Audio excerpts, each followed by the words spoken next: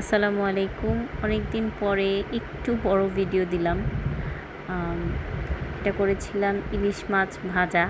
ইলিশ মাছ তো আমাদের সবারই অনেক পছন্দের, কিন্তু দামের জন্য আসলে খাওয়া হয় না। তো সেদিন 2টা মাছ এনেছিল এবং মাছগুলোকে আমি কেটে ধুয়ে পরিষ্কার করে নিয়ে শুধুমাত্র হলুদ আর লবণ মিক্স করে ভেজে নিয়েছি। তেলটা যখন ভালোভাবে গরম হয়ে গেছে তখন আমি মাছগুলোকে দিয়ে এক ব্যাচ মাছ প্রথমে ভেজে নিলাম একবারে মচমচা করে।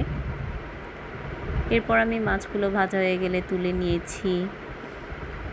এরপর সেকেন্ড ব্যাচে ডিম ছিল, ইলিশ মাছের ডিম আমার খুবই পছন্দের এবং আমার বাসার সবাই খুবই পছন্দ করে।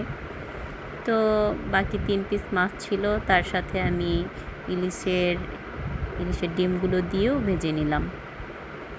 আর যে মাথা লেজ আছে ওগুলো আমি রেখে দিয়েছি।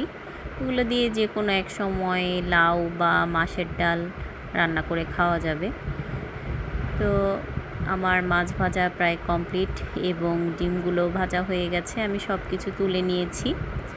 সেদিনের রান্নায় আরও করেছিলাম লতি শুটকি, চ্যাপা শুটকি দিয়ে লতি দিয়ে একটু ঝাল ঝাল করে রান্না করেছিলাম।